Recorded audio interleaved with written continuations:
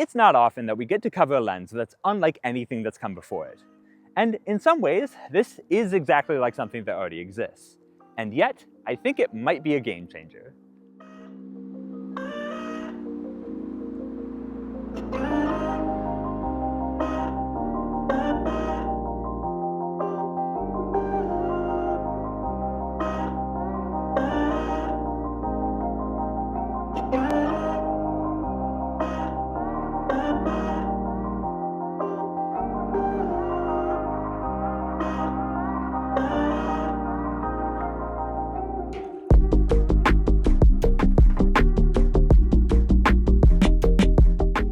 This is the Thypoch? We'll roll with it. 24-50 f2.8, and it's the first autofocusing zoom lens we've seen from a Chinese third-party manufacturer. For the past few years, companies like Viltrox, 7 Artisans, TT Artisan, Mikey, and others have been shaking up the camera industry by making high-quality, affordable autofocus primes. But there's always been the question, when is one of them going to make a zoom lens? Now, I'll be honest, Thypoch is probably the last company I would have expected to do it first because, well, this is also their first autofocus lens, period. Up until now, it's mostly been known for manual focus lenses for M-mount, and cinema glass through its sister company, DZR Film. But somehow, it's managed to skip straight past autofocus primes and just make a zoom. And you know what? If I didn't know that this is Thypoch's first shot at it, I wouldn't have guessed.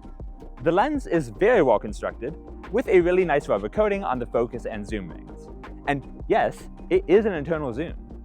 There's also a clicked aperture ring with an auto position, a manual focus switch, and a customizable function button too. Basically, it has pretty much everything I'd expect from a decent zoom lens in 2026. And at 450 grams, it's almost as light as Sony's own 24-50 f2.8G. Right. We'll get to optical quality in a second, but let's address that first. If you're familiar with the E-mount, you may have thought that all those specs sounded awfully familiar. And that's because they are. From the focal range to the size, weight, filter ring sizing, heck, even the number of lens elements and groups, this is a very similar lens to the Sony FE 24-50 f2.8G. Now, it's not a clone. The Sony isn't an internal zoom, and the Thypoch can't focus quite as close, so they're almost certainly different optical formulas despite the similarities. But I think it's fair to say that there's some, let's call it inspiration going on here. With that said, Thypoch sure picked a great lens to be inspired by. Not everyone loves the idea of a 24-50 because you can't zoom in as much as you can with a 24-70, but it's a focal range that I actually really like. It lets the lens be smaller, lighter, and cheaper than more traditional options without making you sacrifice speed or the ability to go quite as wide. And it doesn't hurt that they tend to be cheaper than lenses with the larger zoom range too. In the Thypoch's case, much cheaper. It's pretty much half the price of Sony's 24-50. But okay, even $650 would be a lot to spend on a lens if it doesn't produce good images. The good news is that I've been pretty impressed with it so far. It's relatively sharp wide open, and while there's some vignetting, it's not more than I'd expect from any other company making a budget lens focused on being compact. The bokeh isn't bad, especially considering that it's a budget zoom. I don't find it distracting, and you can get some pretty nice out-of-focus specular highlights with it. If I had to mark it down for anything, it'd be flare. There were some occasions where it just completely washed out despite having the lens hood on. While it wasn't super common, it's something you'll just want to be aware of if you pick up this lens. The coatings don't seem to be as advanced as the ones you'd find on more expensive lenses.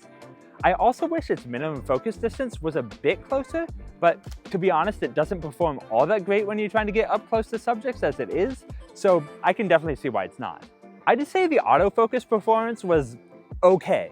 I mean, great for a first time. But there were definitely a few times where it had to hunt, even in situations where I'm pretty sure the A7R5 wouldn't typically have issues with an own brand lens.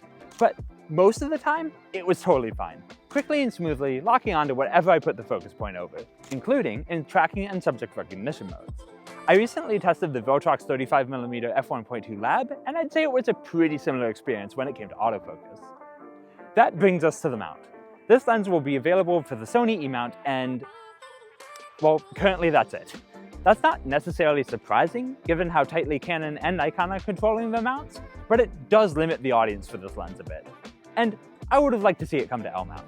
Still, it's hard not to feel like this is the start of something exciting. Obviously, third-party autofocus zoom lenses are nothing new.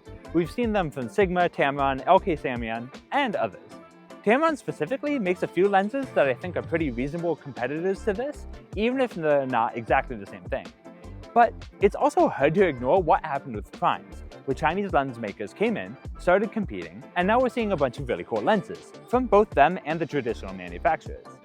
If the same thing happens with zoom lenses, the next few years could be very interesting, and we may finally get some options that we haven't had before. I'd love to know what you think though. Would you be interested in a lens like the 24-50 f2.8?